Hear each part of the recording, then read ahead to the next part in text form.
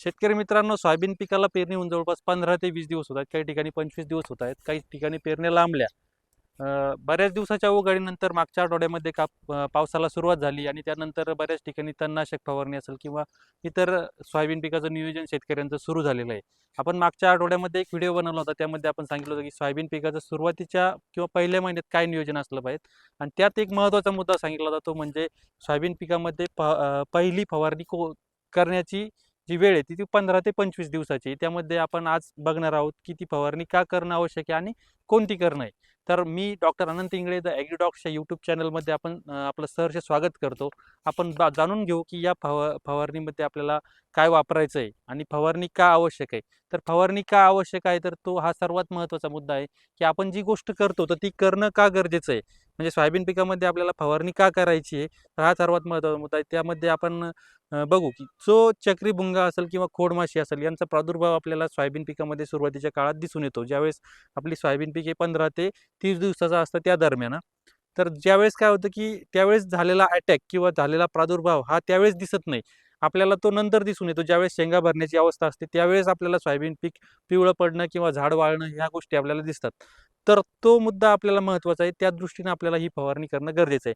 त्याचबरोबर जो रोग नियंत्रणाचा मुद्दा आहे की आपण जर प्रिव्हेंटिव्ह मेजर म्हणून साधं बुरशीनाशक किंवा साधं कीटकनाशक जरी फवारणी केली तर आपल्याला त्या ठिकाणी रोग नियंत्रण आणि कीड नियंत्रण चांगल्या प्रकारे मिळतं. तांबेरा असेल किंवा इतर जे रोग आहेत, करपा असेल किंवा इतर असतील त्याचं नियंत्रणासाठी आपल्याला या ठिकाणी फवारणी करणं गरजेचं आहे. त्याचबरोबर सोयाबीन पिकाची जी उत्पादनाची ही आहे ताकद आहे ती पहिल्या महिन्यातच आपल्याला वाढवता येते. त्यामध्ये काय, सोयाबीन पिकाची जर जोमदार वाढ करायची असेल तर आपल्याला त्या ठिकाणी पहिली फवारणी ही करणं गरजेचं आहे. त्यामध्ये विद्राव्य खत असेल किंवा टॉनिकचा वापर असेल यांचं करणं गरजेचं आहे. त्याचबरोबर काय होतं की सोयाबीन पिकाची पिवळी पडते, काही ठिकाणी पिवळी पडते किंवा वाढ थांबलेली असते, वाढ खुंटलेली असते. त्या दृष्टीने आपल्याला फवारणी करणं गरजेचं आहे.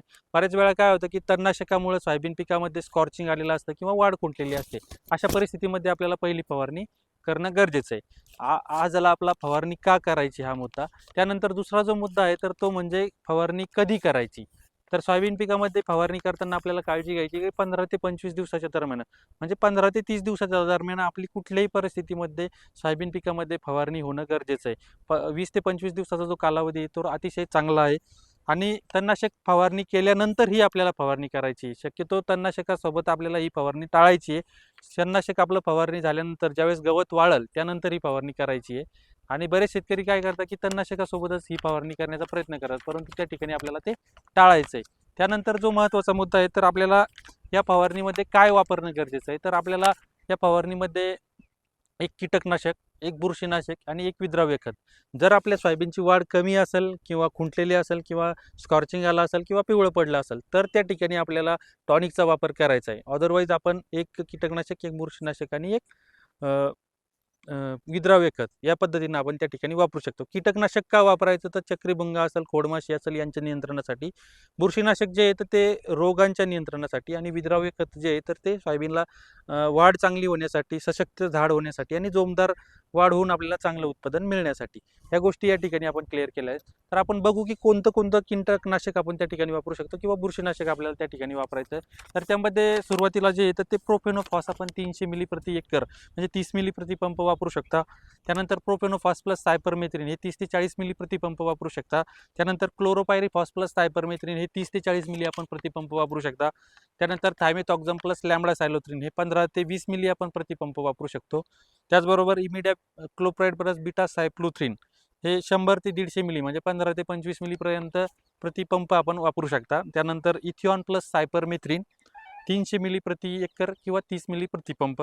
त्याचबरोबर क्लोरॅन्ट्रॅनिलिप्रोल कोराजेन जे आहे ते 6 ते 8 मिली प्रतिपंप या प्रमाणात आपण वापरू शकतो. हे 6 ते 7 कीटकनाशक आपण या ठिकाणी सांगितले.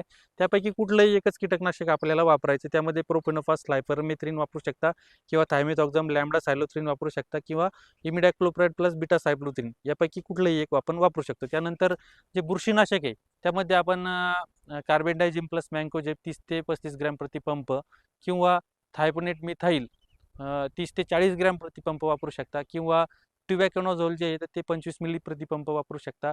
त्याचबरोबर मेटॅलॅक्झिल प्लस मँकोजेब हे 30 ग्रॅम प्रतिपंप वापरू शकता. यापैकी कुठलंही एक बुरशीनाशक आपल्याला पहिल्या फवारणीमध्ये वापरायचं आहे. आपण कीटकनाशक आणि बुरशीनाशक दोन्ही या ठिकाणी पाहिलेलं आहे. तिसरा मुद्दा जो आहे तो आपला विद्राव्य खतांचा आहे. त्यामध्ये कोणते कोणते विद्राव्य खतं आपण वापरू शकतो, तर ते मध्ये 19-19-19 100 ग्रॅम वापरू शकता, किंवा 20-20-20 आपण वापरू शकता 100 ग्रॅम, किंवा 11-36-24 जे भेटतं ते 60 ते 80 ग्रॅम आपण वापरू शकता, किंवा इतर जे ग्रेड आहेत फर्टिलायझरचे विद्राव्य खतांचे ते सुद्धा आपण त्या ठिकाणी वापरू शकता. परंतु हे बेसिक ग्रेड आहेत, यापैकी आपण कुठलंही एक त्या ठिकाणी वापरायचं. ह्या 3 गोष्टी आपण या ठिकाणी पाहिलेल्या आहे. चौथा जो मुद्दा आहे, तर आपली सोयाबीन पिवळी पडली असेल किंवा वाढ आपल्याला कमी वाटत असेल, किंवा आपल्याला जर चांगली वाढ जोमदार वाढ करायची असेल, तर त्या ठिकाणी टॉनिकचा आपण गरजेनुसार वापर करू शकतो. त्यामध्ये आपण ॲमिनो ॲसिड बेस किंवा सायटोकायनिन बेस या टॉनिकचा वापर करू शकतो. त्यामध्ये प्रामुख्यानं मार्केटमध्ये जे आहेत तर बायोविटा एक्स आहे, किंवा इसाबियन आहे, किंवा पोषक सुपर आहे, किंवा कॉन्टिस आहे, किंवा इतर जे बऱ्याच कंपन्यांचे आहेत. त्यापैकी आपण चांगल्या कंपनीचं आणि चांगलं दर्जेदार आपल्या अनुभवानुसार, आपल्याला ज्याचा चांगला अनुभव आलेला आहे मागच्या काळामध्ये, त्याचा वापर त्या ठिकाणी आपण करू शकता. ह्या 4 गोष्टी आपल्याला त्या ठिकाणी वापरणं गरजेचं आहे. शेतकरी मित्रांनो, सर्वात महत्त्वाचा मुद्दा जो आहे, तर फवारणी ही वेळेत होणं गरजेचं आहे. म्हणजे 15 ते 25 दिवसाच्या दरम्यान किंवा 30 दिवसापर्यंत आपण कधीही फवारणी करा. त्यांना कीटकनाशक आपण कुठलं वापरतोय यापेक्षा फवारणी किती वेळेत होते आणि किती प्रमाणात आपण ते वापरतोय. बऱ्याच वेळा काय होतं, की शेतकरी 3 ते 4 पंप, 4-5 पंपामध्ये 1 एकर फवारणी करतात आणि त्या ठिकाणी ते आपल्याला त्याचे पाहिजे तसे रिझल्ट मिळत नाही. त्यामुळं काय आहे, की बऱ्यापैकी जे शिफारसीत कीटकनाशकांची जी शिफारसीत प्रमाण आहे आणि पाण्याचं जे प्रमाण आहे 150 ते 200 लिटर प्रति एकर, हे एवढं सुरुवातीच्या काळात लागत नाही. परंतु कमीत कमी आपण 100 ते 120 लिटरपर्यंत जरी आपण वापरलं, म्हणजे 7-8 पंप जरी 7 पंप जरी आपले एका एकरामध्ये होणं गरजेचं आहे. अशा पद्धतीनं आपण जर फवारणी केली, तर आपल्याला त्या ठिकाणी चांगलं नियंत्रण त्या ठिकाणी आपल्याला मिळू शकतं. सर्वात महत्त्वाचा जो मुद्दा आहे, तर आपल्याला कुठल्याही तणनाशकासोबत किंवा कीटकनाशक ही फवारणी मिक्स करून फवारायची नाही आहे. त्याचबरोबर जे पाण्याचं प्रमाण आहे ते योग्य वापरायचं आहे. त्यानंतर जी शिफारसीत कीटकनाशक आहे तेच आपल्याला त्या ठिकाणी वापरायचं आहे, आणि ज्यांचं मिश्रण हे सांगितलेलं आहे तज्ज्ञांनी, तेच आपल्याला त्या ठिकाणी वापरायचं आहे. कुठलंही कीटकनाशक किंवा बुरशीनाशक मिसळून आपल्याला त्या ठिकाणी जास्त मिसळून आपल्याला फवारणी त्या ठिकाणी टाळायची. जास्तीत जास्त आपल्याला एक किंवा एकच कीटकनाशक आणि एक बुरशीनाशक आपल्याला वापरायचं आहे. अशा प्रकारे जर आपण केलं, तर नक्कीच आपल्याला चांगला फायदा त्या ठिकाणी होऊ शकतो.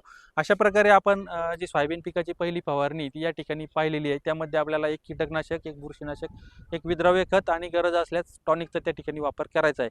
सांगितल्याप्रमाणे जर आपण कीटकनाशकांचा वापर केला, मार्केटमध्ये बरेच महागडे कीटकनाशक उपलब्ध आहे, परंतु महागड्या कीटकनाशकावरती खर्च करण्यात काहीही अर्थ नाही आहे. आपण कुठलंही साधं कीटकनाशक वापरलं तरी आपल्याला रिझल्ट मिळतात. त्याचबरोबर आपण एकात्मिक कीड व्यवस्थापनाच्या दृष्टीनं आपल्या पिकामध्ये चिकट सापळे लावू शकता 25 ते 30 रसशोषक किडीच्या दृष्टीनं. त्याचबरोबर आळी नियंत्रणाच्या दृष्टीनं आपण पक्षी थांबे लावू शकता. त्याचबरोबर जैविक कीटकनाशकांमध्ये आपण मेटारायझेम असेल किंवा इतर जे आहेत त्यांचा वापर, निंबोळी अर्क असेल यांचा त्या ठिकाणी वापर करू शकता. अशा प्रकारे आपण सोयाबीन पिकामध्ये पहिली फवारणी करणं गरजेचं आहे आणि वेळेत होणं गरजेचं आहे. सोयाबीन पिकाच्या अशाच नवीन नवीन व्हिडिओसाठी आपलं चॅनल सबस्क्राईब करा. त्याचबरोबर व्हिडिओ जर आवडला असेल तर नक्की लाईक करा, शेअर करा, आणि आपल्याला काही अडचण असेल तर कमेंट करा. धन्यवाद.